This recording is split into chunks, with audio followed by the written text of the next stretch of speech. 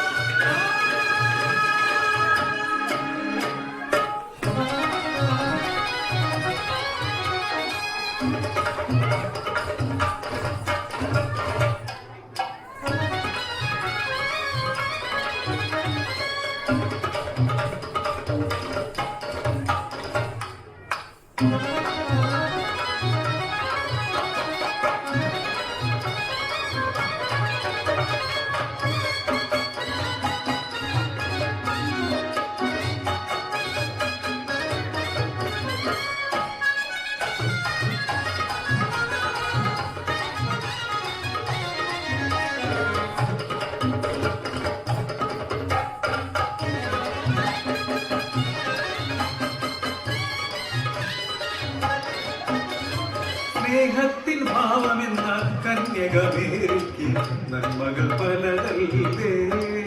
അതിൽ അമ്മയാകുന്നത് പരമധർമ്മം, അവളെ പൂർണ്ണയാകുന്നതാ മാതൃധർമ്മം.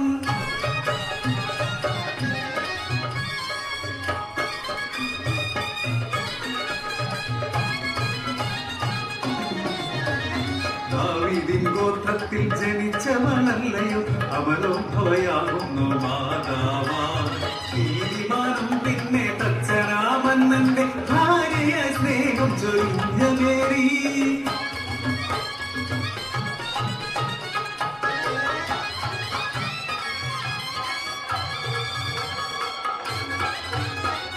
വിവാഹ നിശ്ചയം കഴിഞ്ഞൊരമാൻ ജോസഫ് മേരിയിൽ ചാരിത്രശങ്കയാ. ആലോചിച്ചങ്ങനെ നീതിമാൻ ജോസഫ് രഹസ്യമയാളെ മറക്കാൻ തുനിഞ്ഞു. അവളോദരത്തിൻ ഫലമായ യേശുവിനെ പ്രാർത്ഥിച്ചുകൊണ്ടേയിരുന്നു.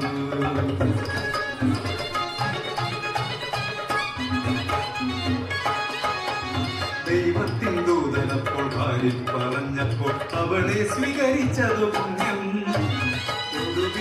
യേശു പിറന്നൊരാ നേരം ഈജിപ്തിലേക്ക് പാലായനം ചെയ്യാൻ ജോസഫുമായി യാത്രയായി. കഴുതപ്പുറത്തവളിരുന്നു. ബെത്ലഹേമിൽ നിന്നും വരുന്നൊരമ്മ.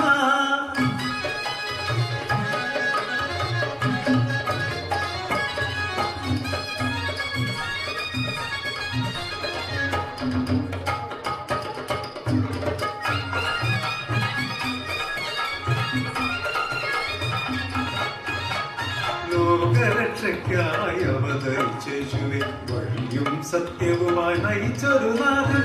ദേവാലയത്തിൽ തർക്കിച്ചു നിന്നതും ചാട്ടവാർ വീശിയതും കണ്ടിരുന്നൊരമ്മ. യേശുവെ കണ്ട് സഹിക്കട്ട യൂതൻ അവനെ കുറ്റം ചുമത്തി. അവനെ വധിക്കാൻ നോക്കി.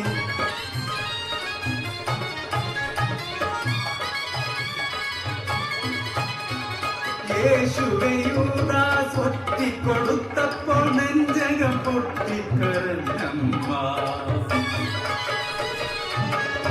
യൂതന്മാർ ചാട്ടക്കടിച്ചത് കണ്ടവൾ ഞെട്ടിത്തരിച്ചു. കണ്ണീരാൽ യാചിച്ചു.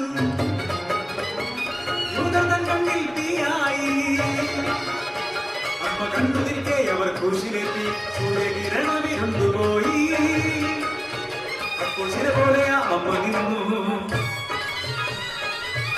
കുരിശിന്റെ മീതെ യേശുവിൻ നാമം ഉടൻ കെട്ടി തൂക്കി യൂതൻ.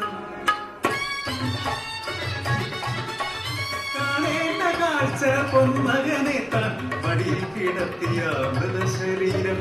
അവനെ നോക്കിയിട്ട് വ്യാകുല മാതാവ് തെഞ്ചകം പൊട്ടുമാറി വിലപിച്ചു. ലോകത്തെ രക്ഷിക്കാൻ സ്വർഗത്തിൽ നിന്നു വന്ന മാനുഷപുത്രന്റെ വിധിയാണിതോ.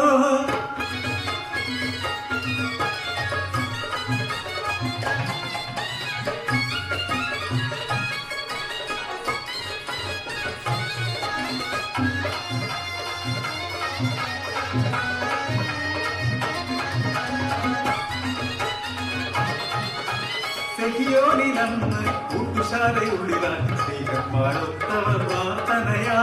50-ാം ദിനം അവർ ഒരൊറ്റ മനസ്സും അവരുടെ ചിന്തകളും അതുപോലെ. ലോകനാഥനേശുവിന്റെ കൽപ്പന കേട്ടവർ കൂട്ടുശാല നടുവിനായി ഒത്തുകൂടി.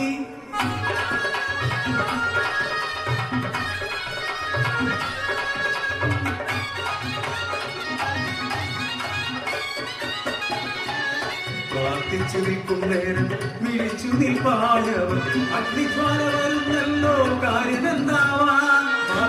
നാട് പോലെ ചൊല്ലി പരിശുദ്ധാത്മാവിന്റെ പരിപാലനം. അഗ്നിക്ക് തുല്യം ഒരു നാളം തെളിച്ചു കൊണ്ടെത്തുന്ന പരിശുദ്ധാത്മാവ്. അവൻ നമ്മെ നയിക്കാനൊരു ദൈവം.